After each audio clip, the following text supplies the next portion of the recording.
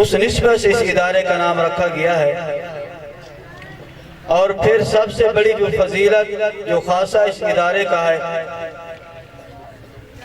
اور وہ خاصہ جو ہے قرآن پاک کی تعلیم صحیح معنوں میں صحیح ترتیب کے ساتھ تجوید کے ساتھ بچوں کو قرآن کی تعلیم دی جائے۔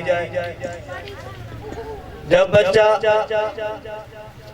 پرائمری سیکشن مکمل کرتا ہے، 5ویں کی تعلیم مکمل کر لیتا ہے، اور اس ادارے کا یہی خاصہ ہے کہ وہ بچہ تقریباً قرآن کا حافظ بھی بن جاتا ہے۔ یہ ہر ادارے کے اندر ایسی تعلیم نہیں ہے، یہ الحمدللہ صرف اسی ادارے کی ایک خاصہ ہے، اور الحمدللہ یہی ادارہ اس نیت سے اس ادارے کو چلایا جا رہا ہے کہ جہاں بچے دنیاوی تعلیم حاصل کریں وہاں اللہ کا قرآن بھی صحیح معنوں میں پڑھ سکیں۔ قرآن ایک ایسی اللہ کی کتاب لا ریب کتاب ہے۔ اللہ نے فرمایا الف لام میم ذالک الکتاب لا ریب فیہ، کہ ایسی لا ریب کتاب ہے اس کے اندر کسی کو شک نہیں ہے، اور اللہ نے تو پورا چیلنج دے دیا وَإِن كُنتُمْ فِي رَيْبٍ مِّمَّا نَزَّلْنَا عَلَىٰ عَبْدِنَا فَأْتُوا بِسُورَةٍ مِّن مِّثْلِهِ، ہے تم میں سے ایسا جو اس کے مقابلے میں اس کے مثل چھوٹی سی صورت بنا کر لائے۔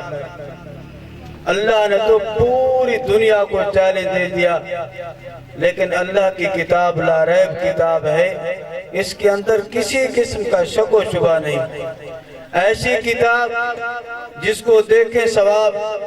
جس کو چھوئیں ثواب، جس کو پڑھیں ثواب، جس کو سنیں ثواب، جو دیکھ کر پڑھتا ہے اس کو ثواب،